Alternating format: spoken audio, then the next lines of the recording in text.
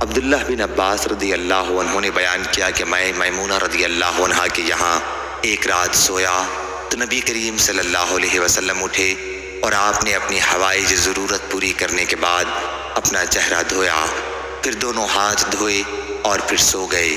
اس کے بعد آپ کھڑے ہو گئے اور مشکیزے کے پاس گئے اور آپ نے اس کا منہ کھولا، پھر درمیانہ وضو کیا، نہ مبالغے کے ساتھ نہ معمولی، اور ہلکے قسم کا 3 مرتبہ سے کم دھویا، البتہ پانی ہر جگہ پہنچا دیا۔ پھر آپ نے نماز پڑھی، میں بھی کھڑا ہوا اور آپ کے پیچھے ہی رہا، کیونکہ میں اسے پسند نہیں کرتا تھا کہ حضرت صلی اللہ علیہ وسلم یہ سمجھیں کہ میں آپ کا انتظام کر رہا تھا۔ میں نے بھی وضو کر لیا تھا۔ حضرت صلی اللہ علیہ وسلم جب کھڑے ہو کر نماز پڑھنے لگے تو میں بھی آپ کے بائیں طرف کھڑا ہو گیا۔ آپ نے میرا کان پکڑ کر دائیں طرف کر دیا۔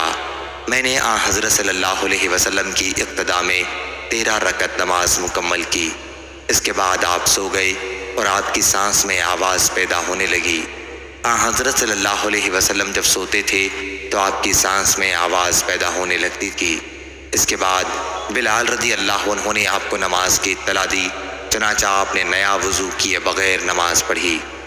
حضرت صلی اللہ علیہ وسلم اپنی دعا میں یہ کہتے تھے، اے اللہ میرے دل میں نور پیدا کر، میری نظر میں نور پیدا کر، میرے کان میں نور پیدا کر، میرے دائیں طرف نور پیدا کر، میرے بائیں طرف نور پیدا کر، میرے اوپر نور پیدا کر، میرے نیچے نور پیدا کر، میرے آگے نور پیدا کر، میرے پیچھے نور پیدا کر، اور مجھے نور عطا فرما۔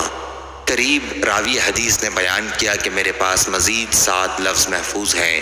پھر میں نے عباس کے ایک صاحبزادے سے ملاقات کی تو انہوں نے مجھ سے ان کے متعلق بیان کیا کہ میرے پٹھے، میرا گوشت، میرا خون، میرے بال اور میرا چمڑا، ان سب میں نور بھر دے، اور 2 چیزوں کا اور بھی ذکر کیا۔